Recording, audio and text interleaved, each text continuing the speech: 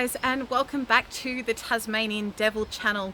My name's Maggie, I'm the zoologist here at the Tasmanian Devil Unzoo on the southeast coast of Tasmania on the Tasman Peninsula. Now this week we'll be introducing you to some common trees here in Tassie. You'll also learn about some of the devil's characteristics, and I've also made a very interesting discovery. Let's check it out. Just spotted something across the creek, can't reach it from the other side of the creek, so I'm going on a bit of an adventure to check it out. Let's go.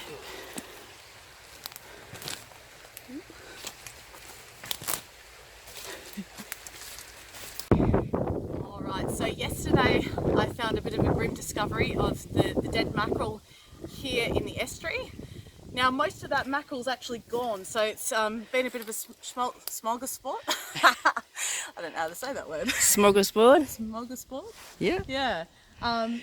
However, there is a couple of new victims that we've just discovered. There's a couple of gummy sharks, so we're going to try and have a bit of a closer look at them.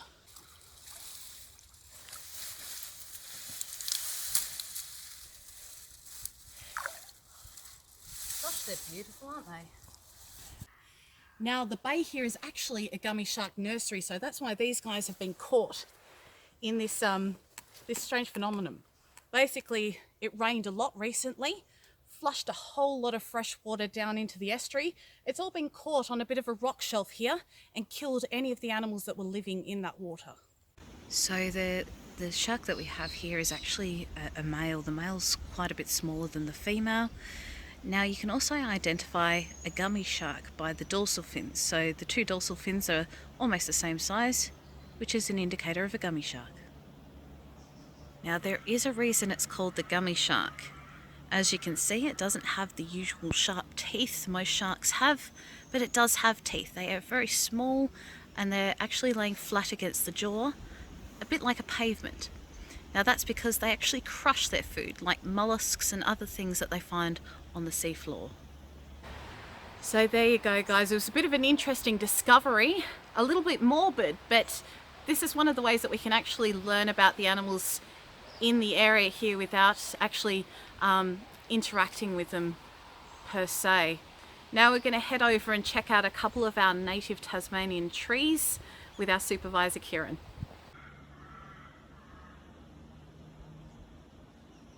Hi, I'd just like to point out this beautiful tree here. This is called Exocarpus capriciformis, common name native cherry tree. Now the Exocarpus is quite special because it has a symbiosis relationship with our eucalyptus tree here. So it pretty much attaches itself to the eucalyptus roots in order to gain its nutrients to grow.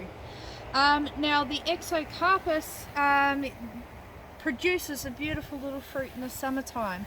Now we can see these little nodules here. This is the beginnings of the fruit. So what happens is it grows a beautiful little red cherry. But the strange thing about this is that the seed grows on the outside. Now the fruit itself is so sweet when it bursts into your mouth, absolutely delicious, so you can try it. But make sure it's nice and red first, otherwise you'll get a very bitter taste in your mouth. But here you go, native cherry tree.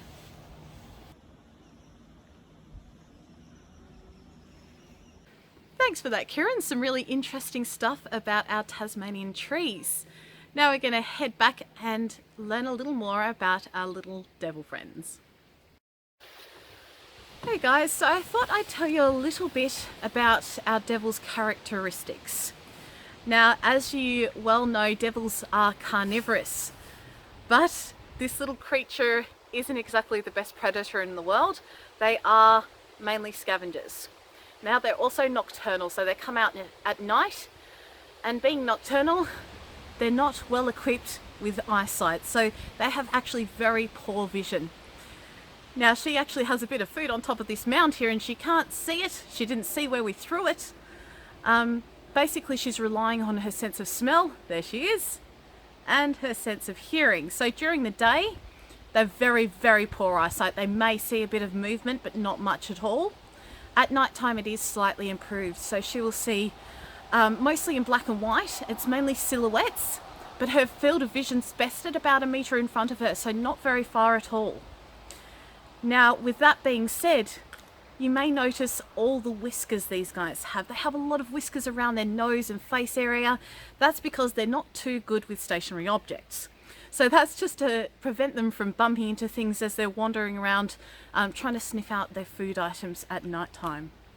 Now, their hearing is of course excellent, so you will see if you observe a devil, they are relying on detecting movement using that sense of hearing.